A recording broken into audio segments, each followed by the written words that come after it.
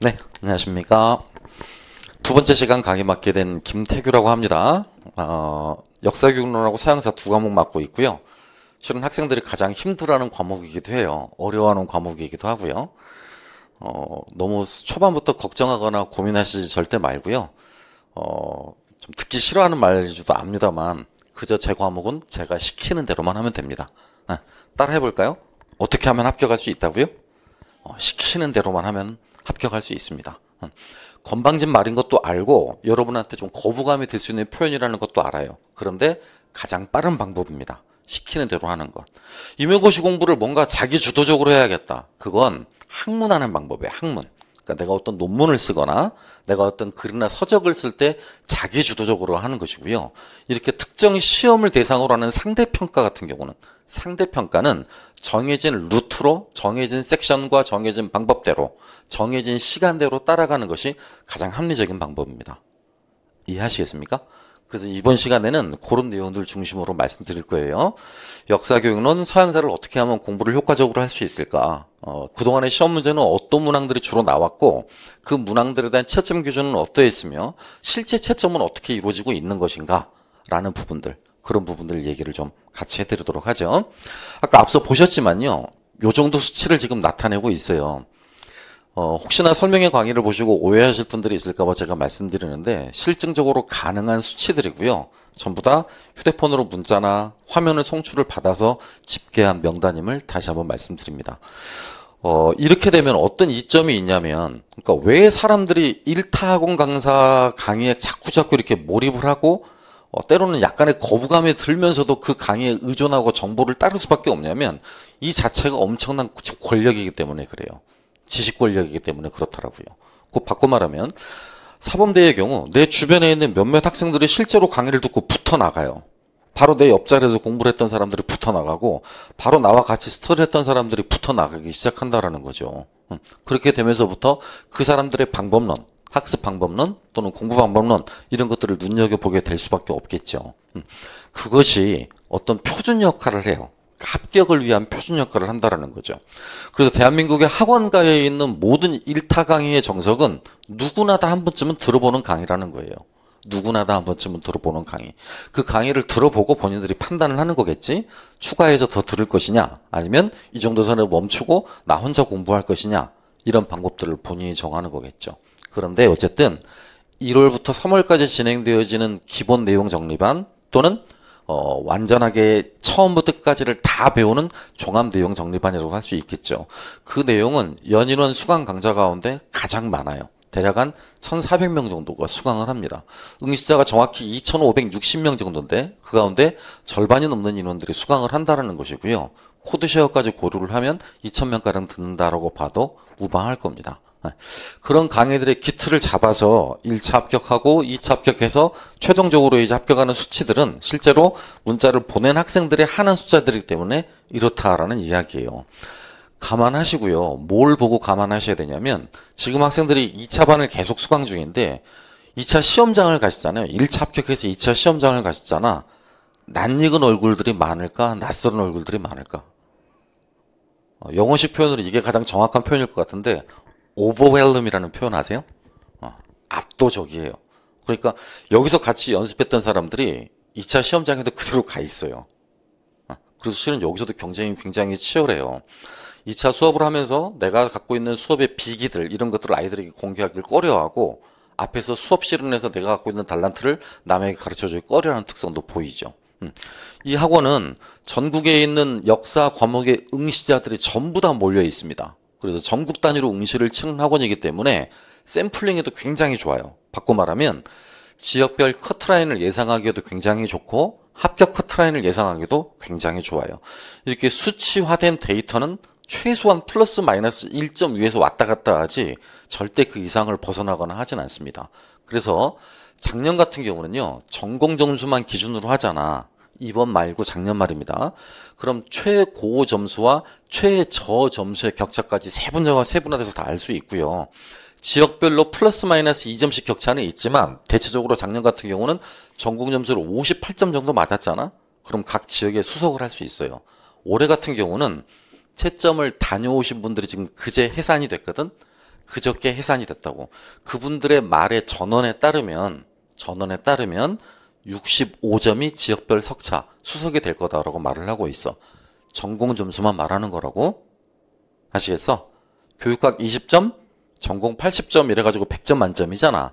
근데 교육학은 아직 부분 점수 인정 논란이 있어서 채점을 마저 끈 마무리 중이래요. 근데 전공은 이미 그저께 다 끝났어.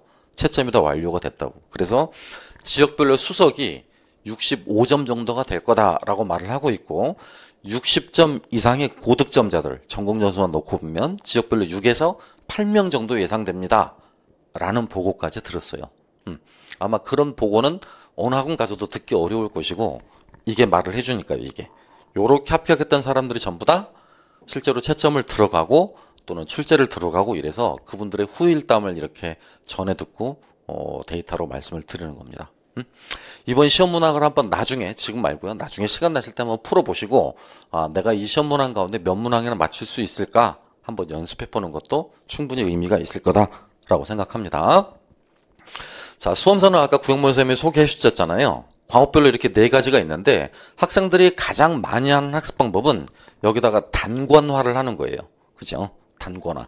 그러니까 여러 종류의 수험서, 소위 대학에서 배우거나 임용고시와 관련한 개설서들, 또 강론서들, 또 단행본들이 있잖아요. 그죠? 개설서라고 하는 건 고대부터 현대까지의 연구사 정리를 개략적으로 해놓은 서적들을 일컬음이고 강론서라고 하는 것은 시대별 분야의 전공자가 해당 시대의 처음부터 해당 시대의 마지막 부분까지를 정리해 놓은 서적이에요. 쉽게 말을 하면 한국사 통론, 뿌셈 이런 것들은 개론서예요. 근데 강론서는 한국 고대사의 이해, 한국 중세사의 전개 또는 고려시대사 상하 이런 것들을 강론서라고 해요. 무슨 말인지 아시겠어요?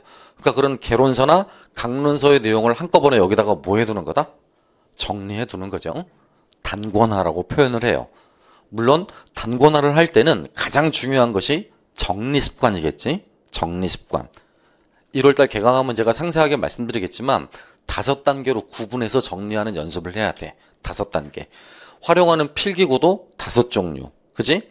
표시도 5종류. 그 5종류가 뭐냐? 첫 번째, 과거에 기출되었던 것. 기출되었던 것. 두 번째, 기출되었던 것 가운데서 세부적인 지류로 나아가는 것들 있죠. 쉬운 예를 하나 들어볼게요. 쉬운 예를. 뭐 이런 것들은 아주 쉽다고 말할 수 있겠지. 서양사를 예를 들자면 시험 문제 만약에 이런 것들은 나왔어. 브레턴 우즈 체제가 왜 몰락하게 되었는지 그 이유를 쓸 것. 브레턴 우즈의 체제가 왜 몰락하게 된지 이유를 쓸 것. 그럼 그걸 기출 표시를 하는 것이고 그 기출된 부분에다가 이유 부분에다가 형광펜을 긋는 거라고. 이유. 그 다음에 그 이유에 해당하는 사실, 팩트 부분, 브레튼 우즈 체제라는 데다가 밑줄을 긋는 거야.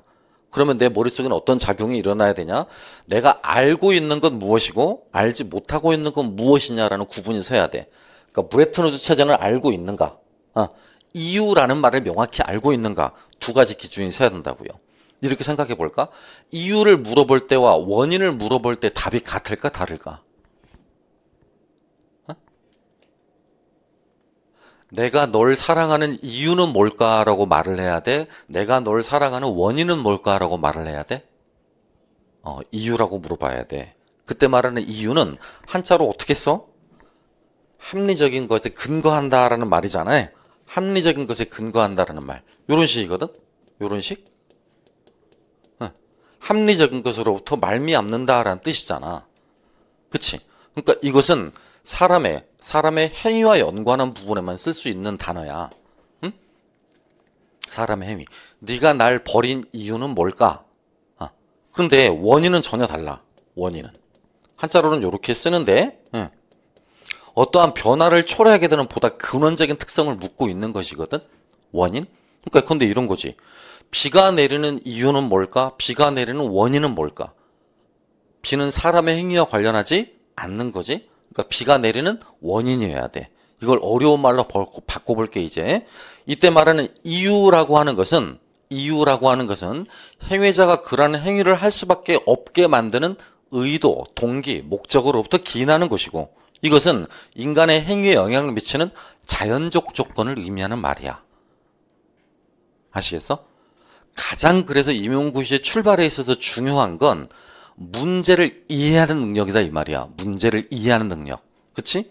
요즘 시대에 성행하는 말로 바꾸면 문해력, 리터러시라는 말로 바꿀 수 있어. 문해력. 문제를 이해하고 해석해서 거기에서 요구하는 답안을 내가 쓸 수 있느냐 없느냐라는 것이지. 이제 그런 부분들을 형광펜으로 잘 그어두는 표시가 1단계야. 두 번째 단계는 서적별로 서로 중첩되는 이야기나 다른 내용의 이야기들을 하나로 합쳐두는 단계라고 볼 수 있겠지. 그건 언제든지 양이 추가될 테니까 연필로 써서 지우고 또 추가하고 연필로 써서 지우고 하는 방법, 아니면 포스트잇 써서 붙이고 다시 정리해서 붙이고 포스트잇 써서 다시 정리해서 붙이고, 이런 방법이 좋겠지. 그런 방법이 번거롭다면 아이패드를 활용해도 괜찮은 방법이 되겠고. 그 다음 세 번째 단계 하는 일. 앞으로 출제 가능한 목록을 인덱스화하는 거야. 출제 가능한 목록을 인덱스화하는 거라고. 그치? 인덱스라면 뭘 뜻하냐면 요게 책 옆에 중간중간에다가 이렇게 알기쉽게 붙이는 거야. 요렇게 붙이는 거지. 에? 요렇게. 예를 들어보자. 실제로 시험 문제는 7년 전쟁의 원인, 7년 전쟁의 영향, 결과 이런 게 나왔거든. 시험에 안 나온 건 7년 전쟁의 과정이야, 과정. 그럼 여기다가 이렇게 쓰는 거야. 7년 전쟁의 과정. 이렇게. 에? 그럼 이 인덱스를 한 것과 하지 않은 것의 차이는 뭘까? 첫째, 줄일 수 있어. 뭘 줄여? 찾는 시간을 줄일 수 있겠지. 그치? 그리고 이 서적을 한 번씩 꺼낼 때마다 이게 눈에 보일까 안 보일까? 자의반 타의반으로 이걸 볼 수밖에 없어. 그러니까 앞으로 출제될 수 있는 부분들을 본인이 표시를 잘 해두면 그 출제될 수 있는 부분만 중심으로 보면 되니까 학습량이 거의 3분의 1로 줄어. 3분의 1로. 이해하겠어? 무슨 말인지? 그래서 세 번째 단계는 저 인덱스를 잘하자. 그 다음 네 번째는 부분들을 막 외우다 보면 내가 지금 어느 부분을 하고 있는가라는 걸 알기가 어렵지. 특히 한국사 같은 경우는 초등학교 때부터 계속적으로 한 번쯤은 듣거나 배워왔으니까 쉬운데, 동서양사는 이 가운데 배운 사람 안 배운 사람이 뒤섞여 있어. 역사교육도 마찬가지, 배운 사람 안 배운 사람 뒤섞여 있어. 그러니까 한 번도 배워보지 못한 과목들 가운데는 가장 먼저 그 과목을 공부한다 또는 그 학문을 연구한다라고 했을 때 이 학문의 전체가 어떤 부분인가를 알아야 돼. 쉽게 말하면 전체에서 부분으로 들어가는 거지, 부분을 합쳐서 전체가 되는 게 아니라고. 이해해? 어려운 말로 하면 제롬 브루너가 표현했던 지식의 구조를 알아야 되는 것이고, 최근 다시 떠오르고 있는 학문의 재구조화, 소위 말하는 교과 중심 교육과정, 그걸 재개념했었던 파이너류나 또는 애플류의 학자들이 강조를 하고 있었던 본인만의 지식의 재구성, 재구조화가 요구되는 거지. 거기서 가장 중요한 것이 구조를 통한 전체의 이해야. 뭐를 통한 전체의 이해라고? 구조를 통한 전체의 이해. 그러니까 내가 공부하거나 배우는 과목이 몇 개의 챕터로 이루어져 있고 몇 개의 챕터가 각각 어떤 내용들을 다루고 있는가라는 걸 이해하고 암기하는 게 공부의 첫 번째 단계라고. 무슨 말인지 이해돼? 여러분 중고등학교 다니면서 수학을 잘했던 사람과 못했던 사람의 차이는 뭔 것 같아? 수학을 잘한 사람들은 패러다임적 사고가 발전해 있어. 저를 포함한 여러분은 패러다임적 사고가 약해. 내러티브적 사고가 발전해 있는 사람들이거든. 그러니까 누군가로부터 이런 이야기를 들으면 쏙쏙 들어와. 그치? 그런데 그걸 과학적으로 분석하거나 수학적으로 증명하는 데는 굉장히 쥐약인 사람들이지. 그치? 그리고 그런 것들은 솔직히 학문이라고 생각해, 안 해? 여러분 수학 학문이라고 생각해? 안 하잖아, 잘? 그치? 어쩔 수 없이 대학 진학을 해서 해야 되는 공부다라고 생각을 하는 거지, 그걸 학문이라고 생각하진 않잖아. 그래서 어쨌든 세 번째로 중요한 건 그렇게 뭐 하는 거다? 구조, 전체에서 부분으로 들어가는 방법을 배우는 거다. 네 번째로 중요한 겁니다. 이 공부하면서 네 번째로 중요한 것. 과목별로 배점이 20, 20, 20, 20이야. 합쳐서 몇 점? 80점. 그러니까 특정 과목으로 뭐 돼서는 안 되겠어. 편중돼서는 안 돼. 거기다가 교육학까지 하면 정확히 5등분 돼 있지. 그럼 공부 시간도 어떻게 되겠어? 하루에 내 10시간이 있어. 그럼 공부 시간도 어떻게 해야 돼? 정확히 똑같이 배분하는 거야. 그런데 실제로 많은 학생들이 시험에 실패하는 가장 중요한 이유 가운데 하나가 여기다가 시간 투자를 너무 해. 에? 어차피 이것도 몇 점인데? 20점인데. 이것도 20점이고 이것도 20점인데 여기 집중하느라고 상대적으로 이런 것들을 소홀해서 떨어지는 분들이 생각보다 많아. 전체 응시자의 30%는 정도는 돼. 예. 한 덕후를 뽑는 게 아니야. 한국사 덕후를 뽑는 시험이 아니라고. 그치? 역사 영역 전체를 잘하는 사람을 뽑는 거지 한국사 덕후나 한국사 마니아들을 뽑는 시험이 아니라니까. 이해하겠어? 그러니까 꼭 영역별로 균등하게 배분해서 시간 공부를 해야 돼. 심지어는 교육학도 소홀히 알면 안 돼. 매년마다 교육학 꽈락이 응시자의 15%가 나와. 꽈락. 20점 만점 가운데 40% 미만의 득점자들을 말을 하거든. 8점도 못 맞는 아이들이 전체 응시자의 15%가 된다고. 이것 때문에 1차 합격에서 떨어지는 사람들이 실제 우리 과목의 수강생들 가운데서도 약 40명씩 나와. 40명. 이 직강 가운데서.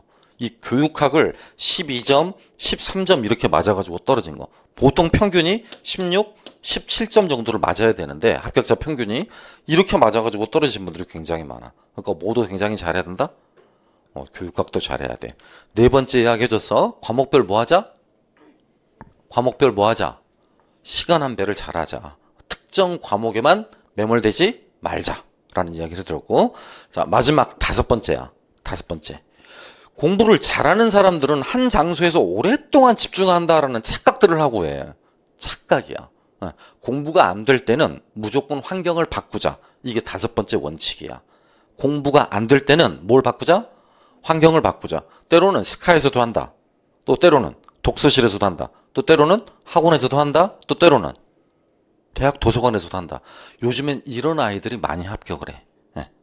한 장소에 앉아서 효율성이 떨어지는 공부를 하기보다는 장소를 옮기는데 약간의 시간 소요는 되겠지만 장소를 바꿔서 주의를 환기시키고 자극을 받아서 새롭게 공부하는 방법들, 짧게 집중력 있게 공부하는 방법들, 그런 것들도 굉장히 많은 합격생들이 보이고 있는 특성 가운데 하나다.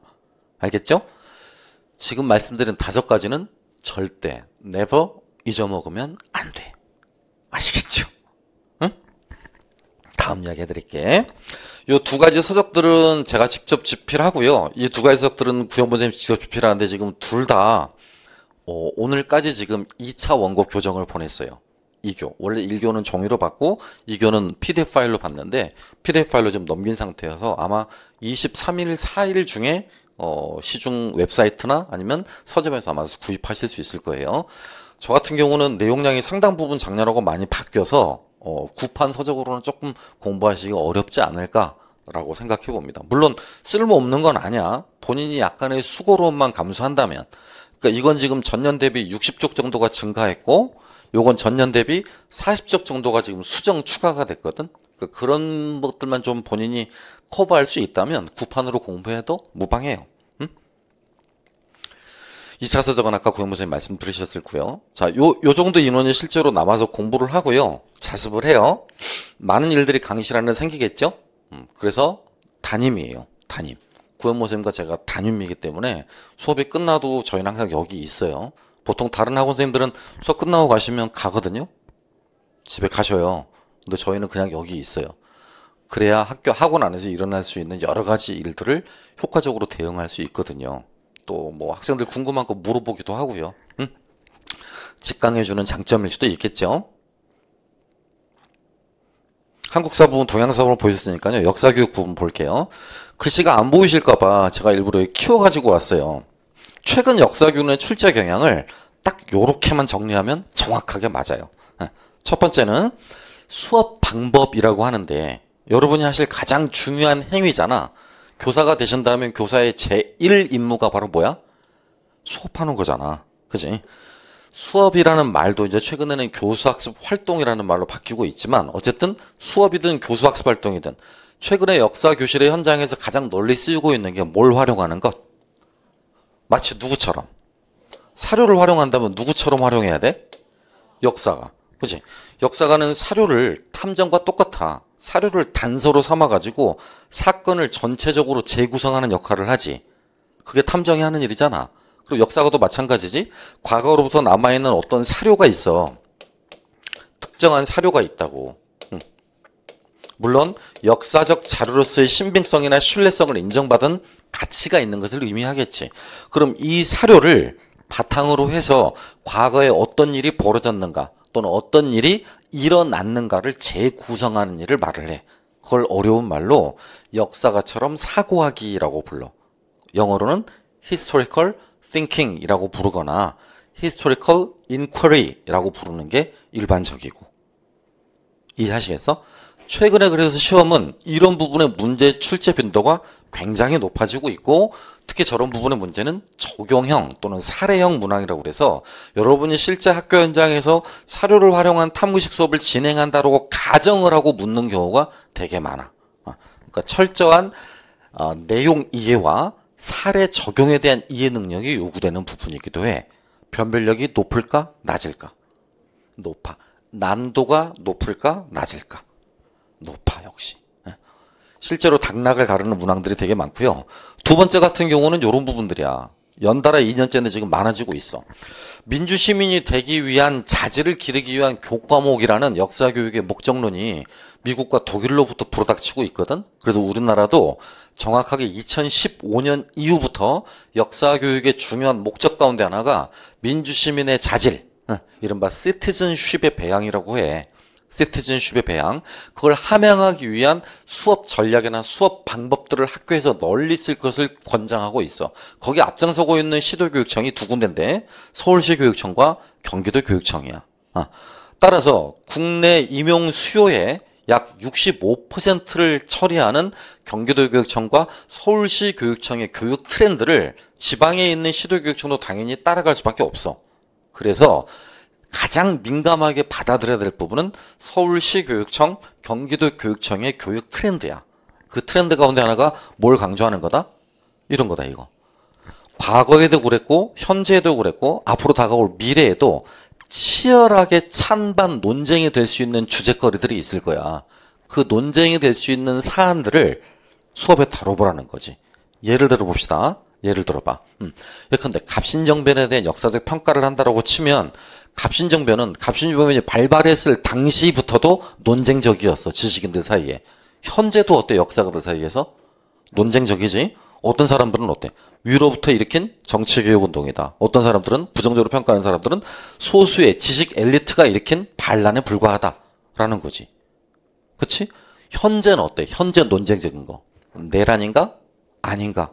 이런 부분이지. 12.3 사태를 내란으로 규정할 건가? 아니면 그 인간 말대로 고도의 정치 행위로 규정할 건가? 이런 부분이 논쟁적인 거잖아. 이런 논쟁적인 부분이 미래 세대 앞으로는 있을까 없을까? 또 있겠지. 그러니까 그런 문제를 역사 수업에서 어떻게 다루는 것이 효과적인 것인가를 반드시 물어볼 수밖에 없다라는 거야. 응? 세 번째는 이런 부분들. 이제 실제적으로 개정교육 과정이 현장에 적용되고 교과서가 투입되는 시점이 지금 이제 내년부터잖아. 그치? 그러니까 올해 여러분 보실 차례에도 이 부분에 대한 이해가 굉장히 중요해. 작년 수업하고 딱 하나 달라진 부분이 있다면 이 부분이 될 거야. 직접 교육과정 문서를 여러분께 나눠드리고 교육과정을 제가 읽어드릴 거야. 읽어드리면서 각 과목별로 어떻게 교수하는 게 낫고 각 과목별로 내용 체계는 어떠하며 내용 선정과 조직의 원리는 어떠합니다. 따라서 이 과목을 평가할 때는 이런 점에 유의하셔야 되고 이 과목을 가르칠 때는 이런 점에 유의하셔야 됩니다. 라는 걸 압축적으로 써놓은 게 저 교육과정 문서거든. 그래서 그 교육과정 문서를 제가 함께 읽어드릴 거고 그 읽어드린 문서 내용 가운데서 시험 문제가 꼭 나오게 돼 있어. 꼭. 우리 시험은 교육과정과 교과서의 기초에서 문항을 낸다라는 게 문항 출제하는 평가원의 입장이야. 그러니까 뭐에 대한 이해는 필수적이다? 개정? 교육과정에 대한 이해는 필수적이다. 알겠죠? 물론 이건 강론을 말하는 거다. 강론. 총론 말고. 우리 과에 해당하는 거. 그 사회과 교육과정 안에 들어가 있는 역사 과목에 해당하는 내용이지 총론에 해당하는 내용은 아니다라는 거예요. 두 번째, 역사교육 문항에서 고득점을 맞기 위한 효과적인 방법은 이걸 반복적으로 연습하는 거야. 어느 정도가 돼야 되냐면 비교학습 뭐 나왔어요? 네, 비교학습에 유의조언 나왔고요. 비교학습에 유의조언 나왔고요. 몇 번 나왔어요? 3번 나왔습니다. 답은 뭐예요? 네, 비교 대상의 우위를 가리지 않아야 되고요. 선입견이나 편견 이런 것들을 배제해야 됩니다. 이렇게 말할 수 있어야 돼. 그치? 이렇게 말하면 굉장히 대단해 보이지. 이게 A4로 몇 장 될 것 같니? A4로 여러분이 신명조 채로 해가지고 글자 10포인트 정도로 하면 10장이야. 딱 10장. 네 과목 다 합쳐서. 이해?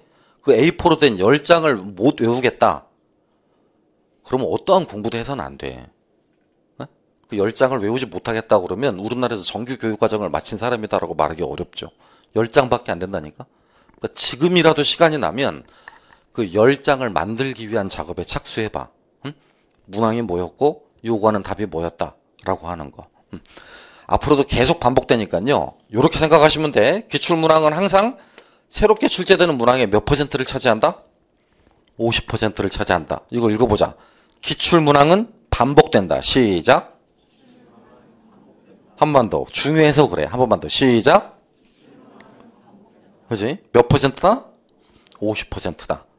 학원 수업을 듣건 안 듣건 이건 정해진 법칙이다. 그리고 이제 이런 수업 방법에 대한 비중이 축소되고 있어. 이런 것들이 강조되는 대신 설명식, 강의식, 문답식 이런 것들에 대한 수업 방법의 비중이 점차 떨어지고 있고요. 요게 아까 중요하다고 했어. 문제 이해력이라고 그랬지? 문해력, 변별력 강화 문항이 꼭 해년마다 하나에서 2개씩 있는 영역이 역사교육 문항이다 라고 말씀드리고요. 서양사 문항 보시면 이런 부분이야. 똑같아. 역시 서양사도 뭐가 중요해? 교육과정이 중요해. 그러니까 교육과정이 제시한 목표와 내용을 결합한 진술을 성취기준이라고 부르거든. 학생들이 도달하기를 바라는 목표 영역과 그 목표 영역에 도달시키기 위해서 제공되는 학습 경험 그 두 가지를 합쳐놓은 진술을 성취기준이라고 불러. 그러니까 이 교육과정 성취기준과 교육과정에서 다루고 있는 내용체계를 분석하면 외워야 될 용어, 외워야 될 단어 이런 것들을 여러분이 찾을 수 있거든요. 그러니까 그런 부분들에 밑줄 긋고 또는 별도로 정리해서 기계적으로 외우기만 하시면 돼. 최근에는 이런 문제가 또 강조되기도 해. 원래 현대사 문제는 해가리 문제라고 그래서 1년 안 나왔다가 1년 나오고 1년 안 나왔다가 1년 나오고 이런 문항이 있었는데 전년도에 현대사 문항이 두 문항이 한꺼번에 출제가 되면서 여러분이 지금 시험 보실 해는 절대 이렇지는 않을 거야. 한 문제로 줄겠지. 한 문제로. 아니면 안 나오거나. 올해만큼 비중은 아니지만 어쨌든 그래도 포기할 수 없는 부분 가운데 하나이기도 해. 현대사 부분, 서양 현대사 부분입니다. 이것도 똑같이 문해력이 5대고요. 똑같이 무슨 문항? 기출문항. 근데 이건 역사교육에 비해서 기출문항의 반복적 특성이 조금 더 높아. 나중에 제가 쓴 기출문제집을 보면 그 앞에 이렇게 통계로 다 써놨어. 몇 퍼센트, 몇 번 반복됐고 앞으로 몇 번 나올 확률이 있겠다라고 다 써놨거든요. 이 정도야. 그러니까 서양사는 특히 무슨 문항을 더 잘 이해하고 암기하는 데 시간을 많이 할애해야 돼? 기출문항을. 어떤 문제가 나올 것인가 하는 걸 신경 쓰기보다는 그동안 어떤 문제가 나왔는가라는 부분들을 주의 깊게 살펴보고 거기로부터 내용 정산을 해서 외우시는 게 가장 중요해. 알겠지? 꼭 기억하도록 하셔야 돼요. 오늘 제가 한 강의 내용 가운데 가장 중요한 두 가지였어. 자, 다음 내용 보시면 역사교육은 기본 서적으로 이렇게 4가지가 필요해요. 빨리빨리 다들 구입을 하시길 바라고. 저런 기본 서적 이외에 이런 심화전 종류의 서적들이 있거든요. 아시겠지만 이런 내용들을 전부 다 지금 단권화해 둔 게 선생님을 위한 시리즈예요. 선생님을 위한 역사교육론, 선생님을 위한 한국사, 선생님을 위한 동양사, 선생님을 위한 서양사. 그러니까 이런 서적들의 유료함을 한번 느껴봐봐. 어쨌든 서울대학교 주경실 교수가 표현했듯이 세상에 요약하는 자는 모두 쓰레기다. 그런 관점에 따르면 저는 쓰레기인 거야. 이런 서적들을 뭐 했을 뿐이니까? 발췌하고 요약했을 뿐이니까. 여러분 편의를 위해서 그렇게 한 거니까요. 이런 내용들이 어디 내용에서 어떤 내용을 발췌했다라는 걸 나중에 공부해 나가시면서 알게 되시겠지. 서양사 같은 경우는 이런 서적들이야. 이게 4대 서적이라고 그래서 기본 서적인데요. 시간이 갈수록 지금 최근 비중이 높아지고 있는 서적이 요거야. 2013년도부터 그 기획이 되었던 서적인데요. 시중에 출간이 되기 시작한 건 14년도부터거든. 그 로마사를 전공하셨던 서울대 김창성 교수님, 이제 공주대로 올라가셨지. 김창성 교수님이 1, 2권, 고대사, 중세사를 쓰셨고요. 그 다음에 근대사 1권이 빠져 있는 상태야. 그래서 지금 4권을 전남대학교 이영희 교수가 썼고, 그 다음 마지막 5권까지 해서 시험에 출간이 됐어요. 그러니까 1, 2, 4, 5권은 출간이 됐는데 3권이 없어. 그 3권이 어떤 부분이냐면 르네상스부터 종교개혁, 절대주의에 해당하는 부분이야. 알기 쉽게 세기 구분으로 해드리면 14세기부터 해서 18세기 무렵까지가 좀 비어 있어. 그 부분만 채워진다라면 가장 이상적인 서적이 되겠죠.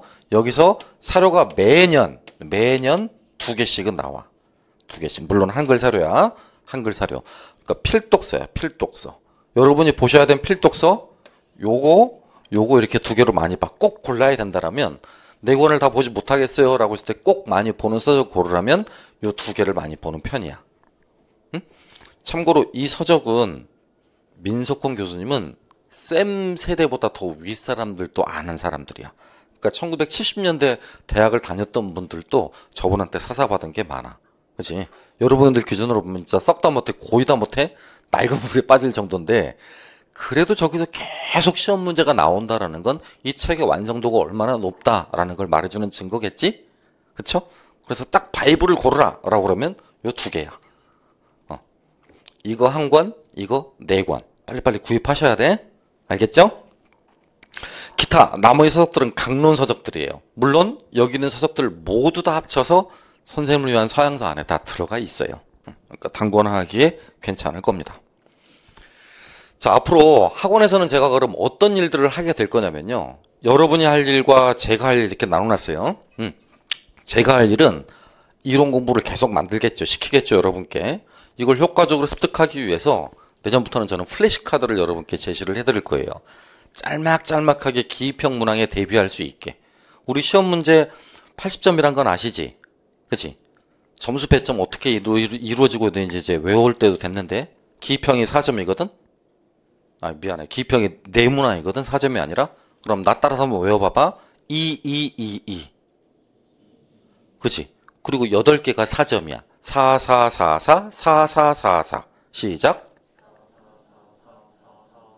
그치? 과목별로 어떻게 되는 줄 알아? 2, 4, 4, 4. 2, 4, 4, 4. 2, 4, 4, 4. 이렇게 돼 있어. 기가 막힌 배분이라고. 이해하시겠어? 나중에 평가원 가서 시험지 다운 받아가지고 한번 세봐. 몇 점씩 나눠져 있는지.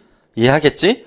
그래서 그런 부분을 잘 해결해 나가기 위해서 따로 플래시카드 같은 것도 제시를 해드릴 거고 또 그 주 간단한 형성평가 문항도 해드릴 거야. 물론 풀어보라고는 안 해. 그냥 답도 나눠줄 거고 문제 주고 답 주면 풀어보는 건 여러분 선택이에요. 하고 싶으면 하는 거고 떨어지고 싶으면 하지 않는 거고. 하루는 이렇게 구분해. 학원을 다닌다라는 전제가 붙으면 오전에 자습해. 수업시간 전까지. 보통 7시 학원에 온다라고 치면 9시까지 자습해. 그 다음 수업하고 1시에 끝나. 1시 반이나 1시에 끝나. 식사를 하고 오후에 보통 3시부터 자습을 해. 6시까지. 저녁을 먹고 7시부터 10시까지 자습을 해. 네. 그럼 하루에 최소한 학원 수업 듣는 걸 제외한다라고 치더라도 7시간에서 8시간은 공부할 수 있어. 이 패턴을 제가 아까 말했잖아. 10개월 갖고 가는 거라고. 10개월. 하루 몇 시간? 8시간. 8시간 공부를 10개월 갖고 가는 거라고. 학원은 철저하게 학교처럼 운영을 해 나갈 거고요. 구형모 쌤이나 저도 이렇게 담임 역할을 해 나갈 겁니다. 여러분이 하실 일은 요거야. 가장 중요한 건 이거야. 이걸 절대 빼먹으면 안 돼. 당일 수업했던 걸 내일로 미룬다. 이미 경쟁에서 처지는 거야. 냉정하게 말할게. 하루하루 밀려. 그게 만약에 밀리는 양이 한 달이 되잖아. 그 해년도 시험은 끝났다라고 생각해도 돼. 하루하루 밀리는데 그 하루하루 밀리는 양이 어느 정도 되면 한 달이 되면 그 해는 무조건 떨어졌다고 생각하면 된다고. 깨끗하게 마음 비우고 다음에 해. 다음 해에 공부하라고. 그 해년도에는 알바해서 돈 벌고 그냥 깨끗하게 그 다음 해년도 다시 도전해. 말했지만 이건 원칙이고 꼭 지켜야 될 것들이야. 알겠습니까? 쌤 저 아파요. 아까 내가 30일 드렸잖아. 30일. 여기에 포함시키는 거지. 그 다음 원튼 원하지 않든 아는 바가 없을 때는 이걸 하는 게 제일 좋아. 내가 묶어줘. 내가 간추려 준다고. 실제 직강을 들으면 이렇게 나와봐. 이렇게 나와봐. 니네 4시 한 조야. 스터디해. 중간중간에 내가 점검도 해. 지난주 스터디 뭐 했어? 했던 내용 내놔봐. 검사도 하고. 이렇게 강압적으로는 안 해. 이거 찍으니까 그렇게 말을 하는 거지. 실제로는 뭐해? 잘해? 그러면 애들 오늘 뭐 했어요? 이렇게 말하고 뭐 같이 먹으면서 잘 돼? 뭐 누가 혹시 공부 안 하거나 그러진 않아? 싸우지 마. 이렇게 해. 근데 이해를 해줘야 돼. 직강에서 제가 할 수 있는 말과 이렇게 촬영할 때 하는 말이 같겠어, 다르겠어? 다를 수밖에 없죠. 다를 수밖에 없어. 그걸 이해를 해줘야 돼? 왜 저래? 내가 직강에서도 이렇게 말을 하면 누가 아빠처럼 따르겠어. 어려워만 하지. 근데 그지 않아? 딸들 다 이렇게 다가와서 막 안아달라고 껴안기도 하고 남학생들끼리 막 남학생들 다가와가지고 안아주기도 하고 그래. 한 달만 다녀봐. 그런 광경을 많이 보게 될 테니까. 또 하나는 요거예요, 요거. 같이 공부하는 사람들이니까 문제 해결할 때 쉽겠지? 물론 여기서 나타나는 부작용도 있어. 소소한 갈등들도 있겠죠. 근데 그런 것들은 제가 중재를 잘 해드립니다. 염려하지 않으셔도 돼. 자, 요런 것들이에요. 임용시험 공부할 때 제일 중요한 거. 요게 저는 1순위라고 보고요. 요게 습관이야, 습관. 예습, 수업, 복습. 만약에 내가 이 세 개를 다 못하겠어. 그럼 뺀다면 어떤 걸 빼는 게 좋아? 1, 3호를 기준으로야. 1, 3호를 기준으로. 뺀다면? 아니야. 이걸 빼는 게 좋아. 1, 3월에는. 요 이후부터는 4월 이후부터 시험 볼 때까지는 이걸 빼는 게 맞거든? 그런데 1, 3월에는 절대 이걸 빼면 안 돼. 그러면 4시간이 날라가. 알겠어? 무슨 일이 있더라도 1, 3월에 학원에 올 때는 뭐 하시고 와야 돼? 그 주 수업 분량을 예습을 하고 와야 돼. 그래서 우리가 내세운 실라부스는 굉장히 디테일하거든. 다른 학원에 비해서. 교재 몇 페이지부터 몇 페이지까지 읽어오세요. 관련 서적 어떤 몇 페이지까지 읽어오세요라고 다 게시를 해드려. 그러니까 아까 내가 말했잖아. 그냥 시키는 대로만 하면 된다고. 응? 그렇게 꼭 예습을 하고 오셔야 돼. 두 번째로 중요한 거. 이거 뭘까 이제? 두 번째로 중요한 거? 요거야. 그치? 요게 세 번째고. 요게 세 번째. 이게 네 번째고. 다시 이게 제일 중요하다고 여러분이 하셔야 될 일 가운데. 그 다음에 요게 두 번째. 이게 세 번째. 이게 네 번째. 그러면 이제 마지막으로 하나만 해볼게. 이거 하나만 있으면 학교 간다. 이거야. 이거라고. 이게 있어야 나머지 것들은 뭐 없어도 상관이 없는 것들이야. 이게 있어야 돼. 이게. 공부는 스스로 하는 거라고. 스스로. 무슨 말인지 알겠어? 그리고 공부하다가 지치면 가끔씩 뭐 하셔? 쉬지. 공부하다가 쉬잖아. 응? 한자를 잘 봐봐라. 어디 있는데 길에 있어? 나무 있는데 길에 있지. 쉴 때는 눈을 편안하게 해줘야 돼. 그러니까 자연을 봐야 되는 거라니까.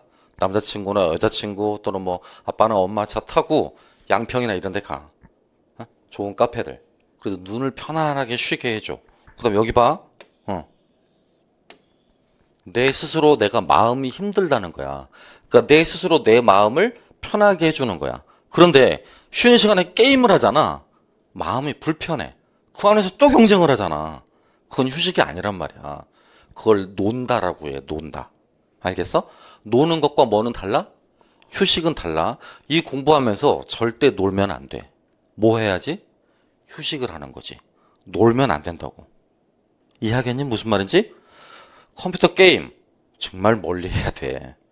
모바일 게임 정말 멀리 해야 된다고. 특히 남학생들 가운데 60%가 그것 때문에 떨어져. 내가 다시 한번 명확히 짚어줄게. 60%가 게임 때문에 떨어진다고. 여학생들은 15%가 술 때문에 껴떨어져. 술 때문에. 의외로 소주파가 많아. 소주 먹고 취하셔가지고 다음날 아침 수업 빠먹고 이런 사람들 꽤나 많아. 15% 정도 돼. 근데 게임은 남녀 진짜 하지 않으시길 간곡히 부탁드릴게. 다음 이상적인 하루 시간 활용의 샘플이야. 이렇게 하시는 게 좋아. 이때쯤 학원에 등원하셔서 이렇게 공부하시고 수업 듣고 식사하시고 복습하고 여기 때 스터디하거나 자기 공부하거나 가장 이상적이야. 쓰실 필요 없어. 어차피 이거 인터넷에 다 올라갈 거거든. 그러니까 인터넷 유튜브로 보셔도 되고 이 PPT 자료까지 그대로 다 올려드릴 거야. 그러니까 쓰지 말고 화면별로 잘 기억만 해두면 돼. 알겠지? 하루 몇 등분 하는 거라고? 3등분. 오전, 오후, 야간. 시작. 야간. 이건 학원을 다니든 안 다니든 꼭 지켜야 될 원칙이라고. 수험생이면 꼭 지켜야 될 원칙이야. 다음. 학원 수업에서 뭐가 중요하다고? 1, 3월 기준으로? 이게 중요하다고. 3월 이후부터는 뭐가 중요하다고? 이게 중요하다고. 알겠지?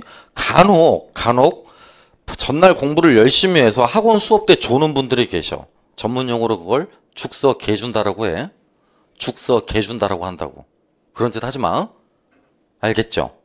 에? 수업 시간에 졸거나 수업 시간에 자버리면 이런 것들 아무런 의미가 없어지게 돼.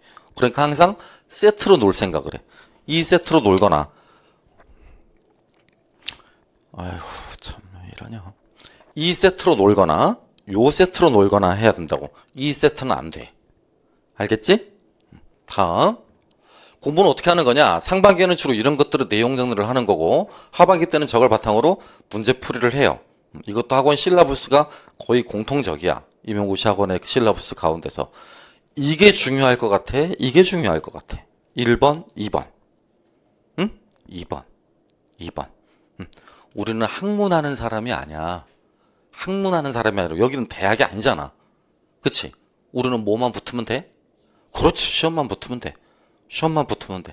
비하하는 게 아니라 우리는 철저한 기능인이 되어야 돼. 시험 잘 보는 사람이 되어야지 역사 잘하는 사람이 될 필요가 없어.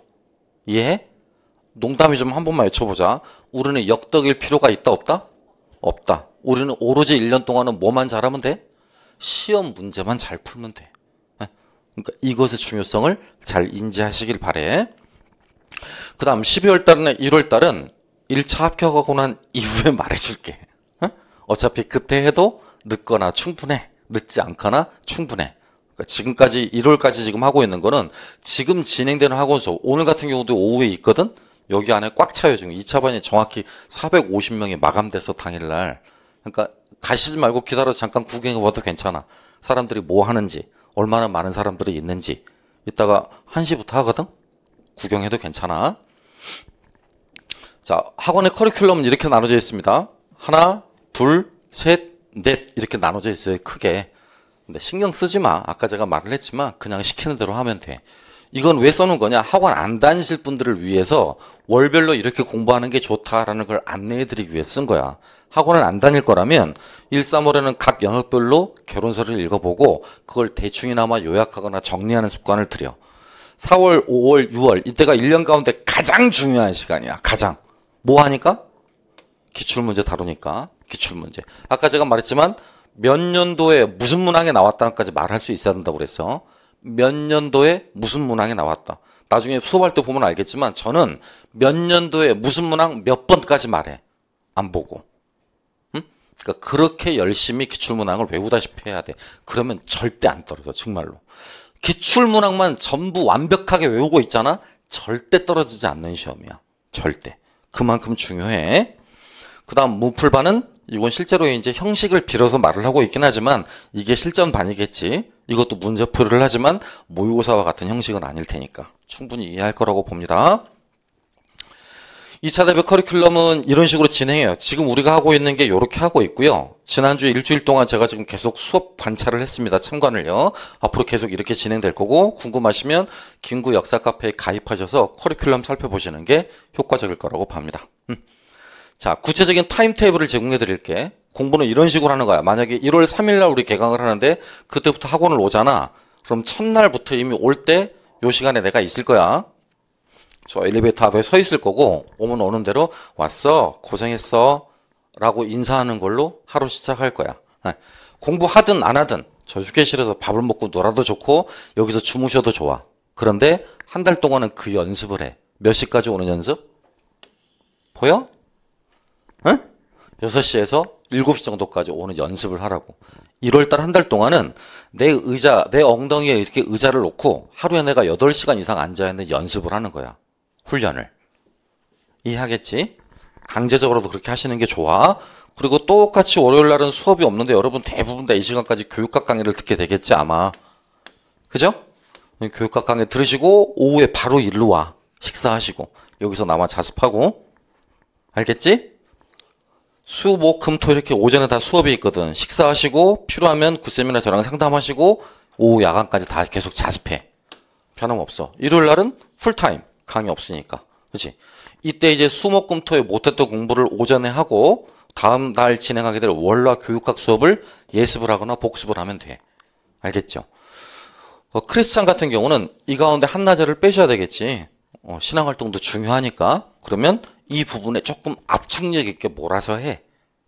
교회 안 가셔도 되시는 분들은 여유 있게 하시고 교회를 가셔야 되시는 분들은 이 오후와 야간 시간에 조금 집중력 있게 공부를 하라고. 그러면 충분히 극복 가능하니까. 자, 개인 성적표의 샘플입니다. 저희는 1년에 시험을 그 11월 달 모의고사 보는 9월, 10월 모의고사 말고도요. 한 코스가 끝날 때마다 저렇게 모의고사를 봐. 그래서 토탈 개인당 성적표를 이렇게 8장을 받아보게 될 거거든. 이걸 저희가 왜 하는지 한번 짐작해봐. 첫째, 저런 작업은 어때야만 할 수 있을 것 같아? 이런 통계치나 확률표가 의미가 있을 거면 많아야 되겠지. 표집이 많아야 되겠지. 그치?